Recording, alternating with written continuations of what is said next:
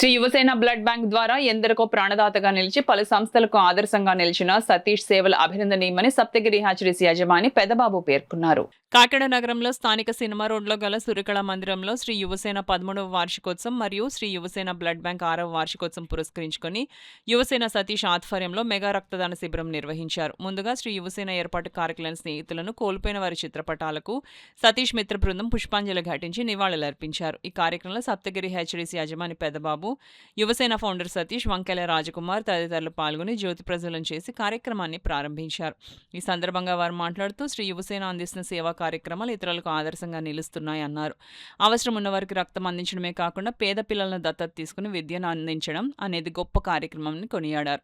కార్యక్రమంలో పెద్ద సంఖ్యలో యువత తదితరులు పాల్గొన్నారు. ఈరోజు మన శ్రీ యువసేన 13వ వార్షికోత్సవం సందర్భంగా కాకినాడ సినిమా రోడ్ కల్పనా సెంటర్లో ఉన్న సూర్యకళ మందిర్ హాల్ 2లో మెగా రక్తదాన శిబిరాన్ని అయితే ఏర్పాటు చేయడం జరిగింది. మన శ్రీ యువసేన స్థాపించిన గత 13 సంవత్సరాలుగా ప్రతి సంవత్సరం ఫ్రెండ్షిప్ డేని పురస్కరించుకుని అయితే మనం బ్లడ్ క్యాంప్ని కండక్ట్ చేస్తున్నాం. ఈ కార్యక్రమంలో అనేక మంది యువకులు కానీ, అనేక వ్యాపార సంస్థల నుంచి కానీ, అనేక మంది కాలేజీల నుంచి కానీ, విద్యార్థులు కానీ స్వచ్ఛందంగా వచ్చి రక్తదానం చేసి ప్రాణదానం చేయడం జరుగుతుంది.